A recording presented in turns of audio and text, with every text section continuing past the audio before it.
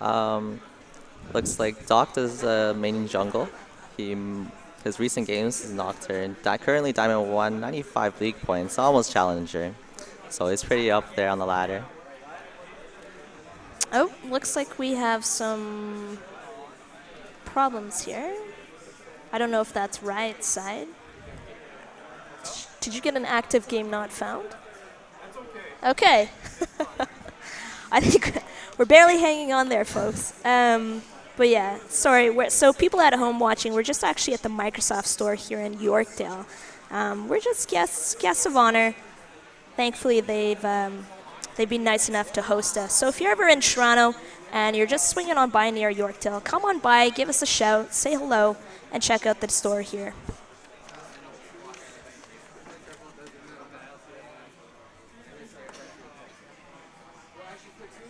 So now, Dan, just going with the dual bot lane lineup here, Varus and Sona versus Thresh, Tristana. What's the idea behind this here? What do you think? For Thresh Tristana, there's a pretty good catch and poke, whereas Varus Sona is just general short range. And they also have poke, but it's high burst on both sides. It just depends on whether the Thresh lands his skills in the exchange or not. That will decide the outcome of the fight. Both the AD carriers are running barrier, and both supports are running ignite, so in terms of summoner spells, they're equal in damage. Fantastic. So there you guys have it at home. Dan with his insight. It's going to be really interesting since Varus and Sona can actually do a lot of high burst potential early game. So I'm wondering if we're going to see a lot of aggression. Usually when people pick Sona, you do see high aggression in bottom lane, especially with that high poke. Sona can really do everything. That's why she's on the highest tier for League of Legends. You know, she has an incredible ultimate. She's got great poke advantage. She's got high burst damage, sustainability, and movement speed. So what more can you ask for in a support? Thresh, on the other hand, more so relying on skill shots, Yes. you would say. So a little more tougher to actually play. But when he lands those skill shots, he's got incredible kit as well. Okay, so going off with the other matchups, Fizz versus Karthus. What do you think about that one? I think this Or is a pretty good matchup for Fizz, where Fizz can just dodge Karthus' ult, and he could easily dodge all his skill shots. Actually, with his kit, he can do playful tricks or just get a distance. He can dash towards a minion or a champ just to dodge. And Karthus is relatively weak when an enemy champion is right on top of him, makes him harder to land skill shots. And Fizz having high poke, burst, Karthus will have to react extremely quickly if he's gonna survive. No, I completely agree with you. Yeah, Karthus is mainly about farming in lane, trying to get to the late game. Fizz, if he can snowball with all those kills in early and mid game, can begin to dominate, start roaming around the map, and just helping his other lanes for lane dominance. Now, Shen top, obviously, taking that teleport. Who is he going against? Jace. So, who do you think is going to win that lineup? Do you think it's mainly going to be a, farming lane, or do you think the aggression of junglers are going to be focusing on top more so than bottom lane for dragon control? I feel like this is gonna be a stalemate until junglers come in at top lane. Yep. Shen could probably just block most of the poke Jace can deal, and then he's also running teleport. So if he gets low, he could just come back top like immediately without losing his turret. For Zac and Jarvan as junglers, they're really high. They're strong gankers. So if they do come top, there's gonna be a lot of action for sure. Yeah, no, I completely agree with you. Like, Shen's just ultimate, especially once it's mostly global, I'd say. Him and TF, they have a lot of global ultimates, same with Pantheon. But yeah, basically he can turn the tide of a battle. If it's a 2v2 and he just so happens to be semi-close to mid lane for bottom lane, definitely can turn the tide of a battle and just completely crush too, especially his taunt, his CC, his tank ability. It's really strong. So it should be an interesting matchup. What I do know from watching Team GGU in the past for the May 18th qualifiers, they sometimes can do unconventional lane matchups. Sometimes we see a lot of competitive players doing the 2v1 up top or the 1v2 at bottom. But what I found interesting was I think I saw a Nidalee bottom with I can't remember who it was, but it was AD Nidalee just sustaining the lane bottom. So it'll be interesting to see if we actually see any unconventional strategies today with our finalists here. I know you have a lot of experience playing with these people, so anything that you can divulge without giving any secrets away? I'm actually pretty surprised that they're playing standard today or in this game right really? now with the Interesting. champs that they've picked. Playing a little conservative, maybe? Yeah, a lot more is on the line? Maybe yeah, I feel more like serious? that's the situation here. Usually Okay. they run like random 80 carries, like you said, Nidalee or Oriana, just like things you don't expect. Right. Now, LCS denied us. I unfortunately wasn't able to admin a lot of these games, so this will kind of be, I think, one of the first games I'll be adminning for them, or shoutcasting, I should say. So we'll see what's going on here. Oh, looks like a jump. Oh, and the threshold. Oh my God, 4v1, first blood, and it goes to Mr. Jiggly. Beautiful play, setting up that ward, getting that sight vision, and unfortunately, no one was around to help poor Karthus. So that's going to be a little bit harder for him, especially since Fizz got that first blood. He's going to be matching up against him. Anytime that happens, you really kind of get this sick feeling in your stomach. You're like, oh, Yes, crap, agree. I'm already at a disadvantage. How am I going to get through this here? Okay, so Sona and Varus doing double golems just for that extra XP. Hopefully getting to level 2 faster than Shen will get. Same with Thresh, Zac, and Tristana, just giving a little bit of extra experience. I've seen them do this before, actually, where the support actually helps the jungler while the AD carry actually gets a little bit more experience for themselves in the bottom lane. So Yeah, it gives bottom the advantage. Also, it helps the jungle save his health. So he has more health when he ganks or saves his smite, clears faster. yeah, because support doesn't really need those levels. It's usually what you want to get as much damage on your AD carry as early as possible, just to be able to trade better, to win those trades better in lane. So for people at home who are just tuning in for this first time, you guys don't know what League of Legends is.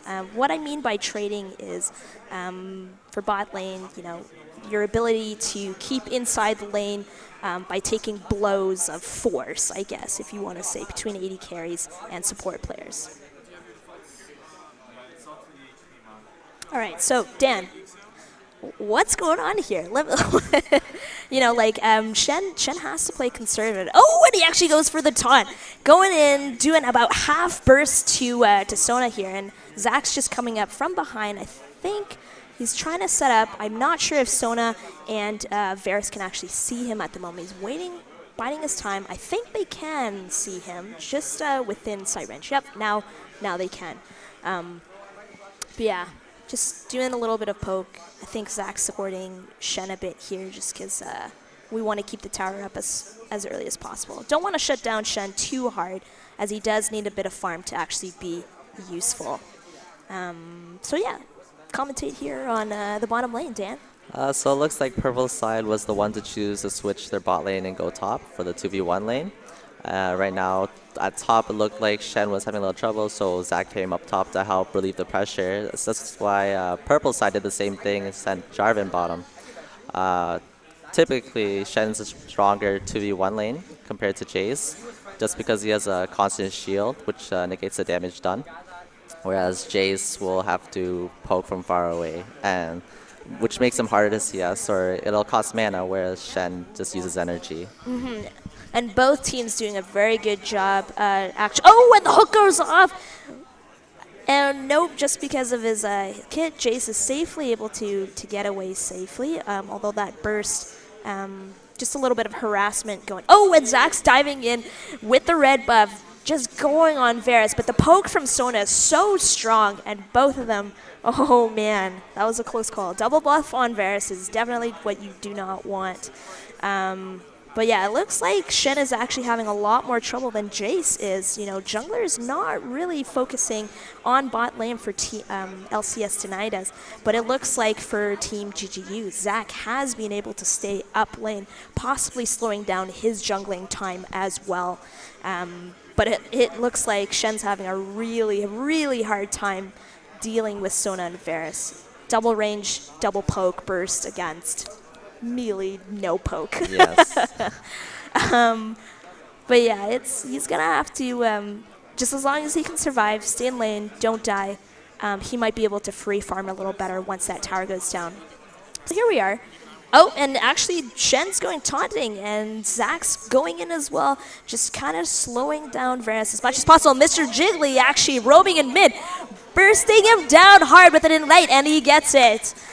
Now to clean up Sona. I think they might be able to get this if they can dive. Yep, Shen goes in for the taunt. Ow, and it's a double kill for Mr. Jiggly. 2 for 1. I'd say that's definitely in favor of Team Get Good U. Wonderful play there. And here we go. Jace is actually doing fairly okay. If we're looking at the CS, 22, Tristana's got about 41. So not that great, but not too bad. Shen is probably staying in.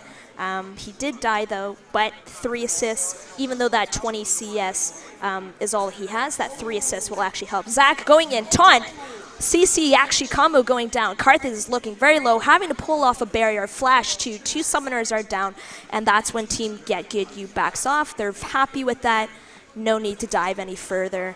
2 summoners are down, so that means they'll be able to gank the lane a lot easier as they don't come up for another 3 minutes or so. So yeah, do you want to commentate on some items here, Dan? What's so going after on? that middle exchanges happened, Karthus at the back, which gave blue side GGU the opportunity to do Dragon, which they're doing now. They also relieved the pressure, so I think the mistake there was LCS denied, stayed too long with Shen teleport up and the jungle missing. Right, and because of that costly mistake, having being forced back, it gave an easy Dragon attempt. You know, no one could pretty much stop them. I don't even think it's warded on LCS's side, to be honest. Yeah, there's no ward actually, so they probably don't even know they did it. So here we go. Blue side though, TLCS denied us. We see on the blue side of Team Get Good U in the jungle. I think they probably took the blue buff, just trying to shut down the jungle, trying to get any kind of advantage they can. Oh, and looks like, oh, and the wall goes down, wall of pain, but Mr. Jiggly is safe. Not panicking, didn't have to use any summoners, but now there's a 3-on-1 being pushed lane, 4-on-1. Here we go, that tower is probably gonna go down. The best thing Team Get Good U can do right now is heavily push bot lane as 4 are in the middle. They're gonna have to be very careful as we do see on the mini-map that 4 are coming bottom lane. They need to get back right away. And they probably will see the Varus ward, pink ward. Yep, they're backing off, the pings go off, and I think they're gonna be safe. Good visibility, good pings going off. They're okay. All right, now, warding coverage. LCS has been warding, as you can see, the jungles. Oh, and oh my gosh, and the J4 ultimate plus Sona's ultimate. He survives! Oh. The Shen ult! Oh my gosh, and the Karthus ult is actually coming on, but no, the Shen shield actually saved him. So that was incredible, getting caught. Just a little out of position, but amazing map awareness by Shen. Zach going in. Team LCS is just on the background. Fantastic save. That's high-level play right there, Dan. Unfortunately, Normalized doesn't have his flash up. So we'll see how that goes again. But yeah, here we go. Mid lane. CS now looking about 54 to about 58. Semi-even, but as we know, Fizz does have 3 kills up on Karthus, so Karthus is going to have to be very wary. Oh, and the hook goes off on on J4. J4 safely getting away with his flag, and a little tug from Thresh on. Oh, game has been paused. Sure. So so sorry guys back at home. Just a small little hiccup here. But Dan, let's talk about some stuff going on so far. What do you think? We're at 3-1, 3 kills pretty much all to Fizzy. Little old Fizzy in the mid lane. Once he starts getting, he pretty much is snowballing. We're only at 9 minutes and 33 seconds. We're still early game, but we may or may not see more roaming from mid game, early game aggression just to snowball the other lanes. But what can LCS do to kind of come back from this? What's going on? So far, it looks like LCS has good map awareness. He's been reacting pretty well, taking turrets in response to dragons or ganks. So in terms of map control, they could have more of the map due to the mid turret and top turret being gone. They have the blue buff warded, which I'm assuming they will take it eventually or counter it when Shen goes for it, or Zach. And just like we saw a little bit earlier, mid lane, as I said, the 3 kills with the Sheen procs going off on Karthus. Huge burst damage ability. Karthus being sent back very early. He's going to have to be very wary. As of now, he has lost the lane just because of the multiple team fights that have happened. But yeah, no, I completely agree with you. Say their map awareness is very good. Warding is being placed down by Sona. But yeah.